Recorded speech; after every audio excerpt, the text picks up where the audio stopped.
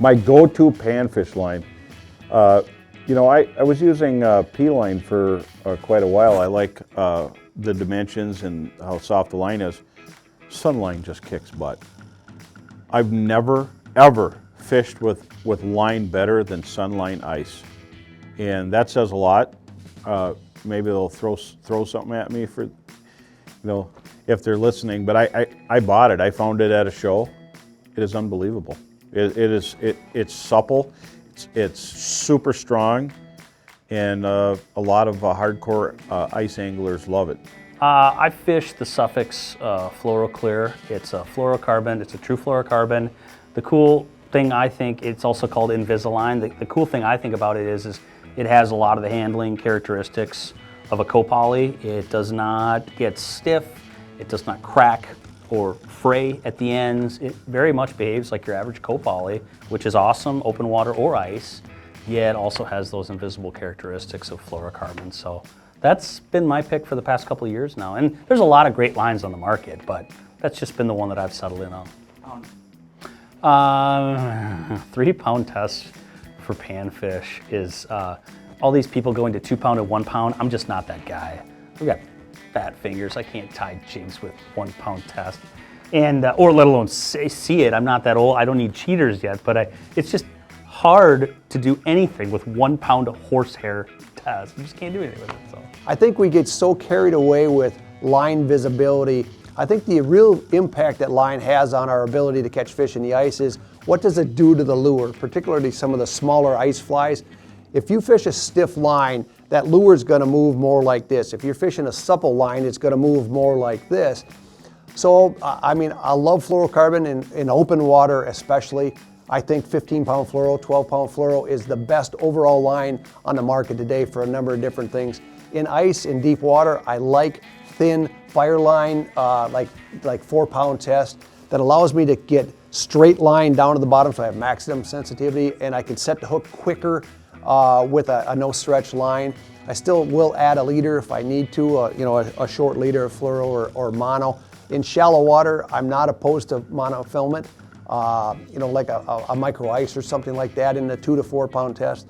And fluoro, as long as it's not stiff and thin, it's a good choice as well. But so I use all three. If I'm using a round reel, it's the 2-pound fluorocarbon clear. Most of the time, that's what I'm using. You know, it's just I'm a big believer in, you know, in the Japanese fluorocarbons. I think they're some of the strongest in the world, and the fact that, you know, that frost ice fluorocarbon is made by Sunline. I've been using that last year, not just for panfish, but, you know, like the 6 and 7-pound. It's a super thin diameter, but super strong. You know, so it holds up for browns and steelhead, and, you know, and all that matters in real clear water. You know, finicky fish. I like fluorocarbon. My go-to is Suffix fluorocarbon 2-pound. When you're in sumos, I mean, if you're in sumo country and heavier stuff, like 2-pound is always my go-to. But if I'm going to a lake where I know majority of the fish are going to be between 9 and 11 with maybe a shot at a real toad, I'll bump it up to 3, but I won't leave my 2 behind. I'll have 2 rigged with 3 and 2 with 2. But fluorocarbon versus mono, I really have been on that fluorocarbon bandwagon the last few years because of the invisibility, and I think that's really important. Not that colored line doesn't have a time and a place. It's just I always think less is more with line. That's an easy one. It's Berkeley Trilene 100% fluorocarbon in 2-pound test. I've tried all kinds of them. I've used even super thin experimental lines from Berkeley that the public has never seen, that are as thin as a spider web, and I still keep coming back to the 2-pound test fluorocarbon for panfish. Well, I think probably one of my go-tos is a 3-pound test frost line. I like the 3-pound a lot because you get the strength of 4-pound, but it feels like 2-pound. So it's kind of the best of both worlds. It's kind of a compromise. And so, you know, I use 3-pound a lot. And there's times where, you know, if you get down to, like, say, Okoboji in Iowa or places in Illinois where you have to use 2 or 1 pound test. And if that's the case, then that lighter line is going to be your favorite line if that's what it takes to get bit. With that being said, I would say that I'm starting to use a lot more fluorocarbon. Where I always thought of fluorocarbon as a leader. I use braid and I use a fluorocarbon leader, for example. I've been spooling up with reels just with fluorocarbon, 3 pound, 2 pound fluoro. And I've been really happy with the sensitivity of it, and I've been really happy with just the hooks that I get with it as far as the no stretch.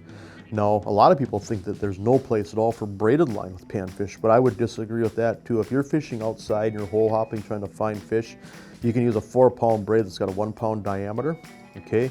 And it's going to develop ice on it way quicker than fluorocarbon or mono. But the beauty of it is with a mitten, I can shred that ice off. I can't do that with mono. Especially 2 pound mono, you got to baby it outside. And if it sticks to the side of the hole, I can snap it with my rod tip. I can be so much more rougher with it. And then I can still tie a 3 pound fluorocarbon leader to it, and really, it fishes really, really well. And so I think that's going to be the next thing we're going to see. We're going to see more panfish finesse people using braided line in certain situations. And one of the best situations is when it's 20 below. When it's 20 below, everything sucks. Okay, everything has ice, everything freezes. But with braided line, you can be so much rougher with it that once you use braid when it's that cold, you'll never go back, because 2 pound test, 1 pound test, the only thing worse is tying it when the wind's blowing 20 miles an hour at your back and your fingers are cold. I use a lot of the Suffix, the Ice Magic, the clear and the orange. And I do like the 3 now. I was strictly 2 and 4 for my panfish, and for the open water reasons that you'd use heavier line. I want to slow a teardrop down. So that's why I'd like to show you like the difference of 2 and 4 on a tube and see how the drop rates look and change. But anyway, 4 pound will slow stuff down.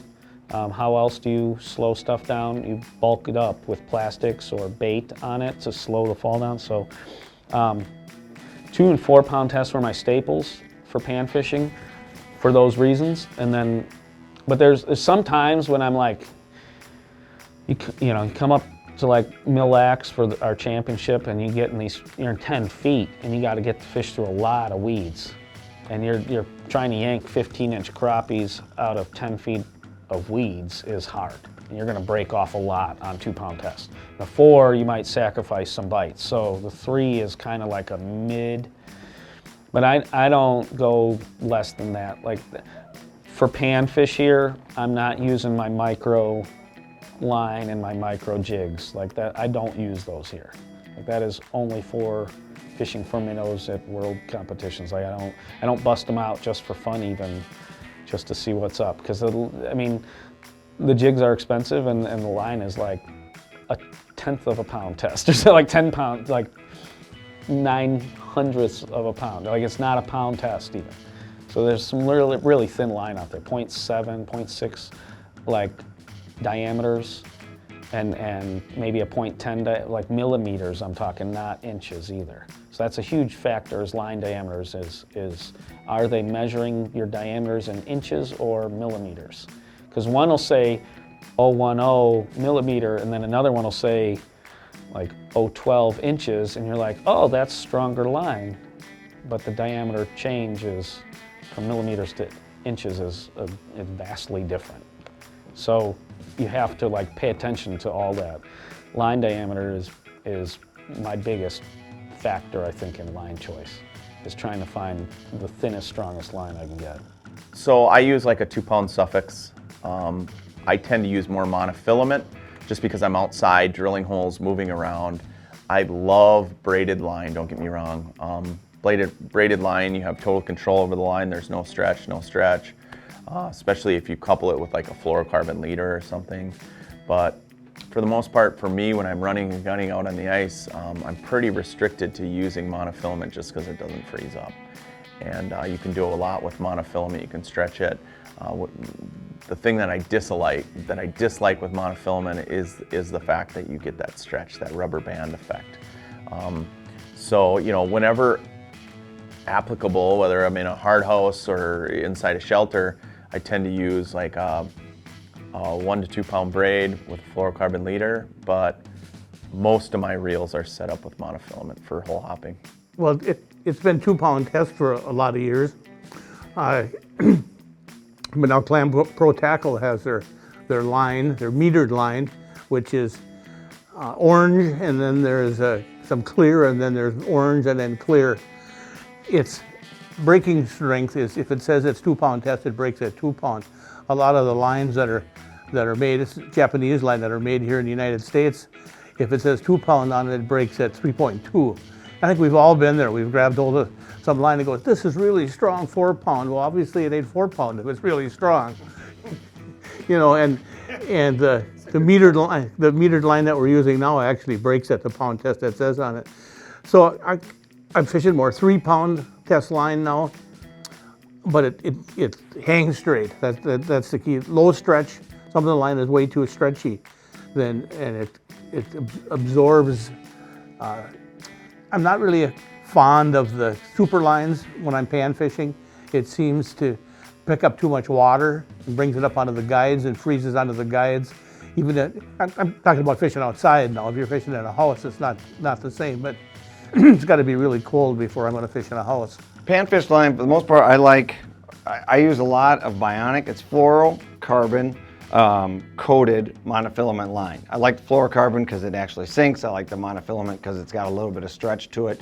And when it comes to ice fishing, I like the monofilament aspect much more than braid, because a lot of times I'm fishing outside or in a colder environment. Poundage. Poundage is 2 or 3 pound. Most of the time I'm fishing 2 pound. Again, I try to stay a little bit versatile on my rod and reel. I love fishing nanofill for ice fishing, any kind, panfish, walleye, and everything, mainly because it's a unifilament. It's a no-stretch line. It's a unifilament, so that means the water can't get into it at all. And for ice fishing, if water's being held by braids or whatever, it ices up. And so the less ice you get on there, the more sensitivity you keep. Plus, with that unifilament, if it does build up a little, just a simple sweep of my finger and it blasts off there, just nothing to get it off. So I love nanofill for my main line. I don't care if I'm pan fishing, walleye, whatever it is. But what I do use is a fluorocarbon leader below that. I do think that fish can see that super lines are non-see-through, they're non-translucent. So I do like fluorocarbon. Pan fishing, I would say my standard one is 4 pound. If they look finicky on the depth finder, they're coming up, they ain't biting, I will go down all the way down to 2 pound. Berkley makes 100% fluorocarbon. I think that's the best one out there. I think it's the strongest fluorocarbon. Just be a little careful with your fluorocarbon. Always wet the knot, because it's not the best knot holding line there is. That's for all fluorocarbons, but it is a great line for fishing with. There's a lot of good lines, but I like a soft mono. If I'm going to use mono, I want something pretty soft. I use Suffolks. I've been using Suffolks for years. I like their Elite. I think it's a real soft monofilament. I think when I put monofilament and use it on a reel, and if I start to get it where it kind of slinks off, I change it right away. If I only used it one day and it does that, one of the reasons why is some of the smaller ice reels have small spools. So I have a tendency to go for a bigger, wider spool so I don't get that slinkiness. Fluorocarbon's been a big deal. I don't like to use straight up fluorocarbon. Sometimes if I'm fishing water that's 20 feet or deeper, I'll tie on maybe a 8 to 10 foot fluorocarbon leader with my braid, if I'm even going to use braid. The reason why I do that with the length is because if I lose a bait, I don't want to change the whole line, so I use a little bit longer fluorocarbon leader. But I still have a tendency to run straight mono.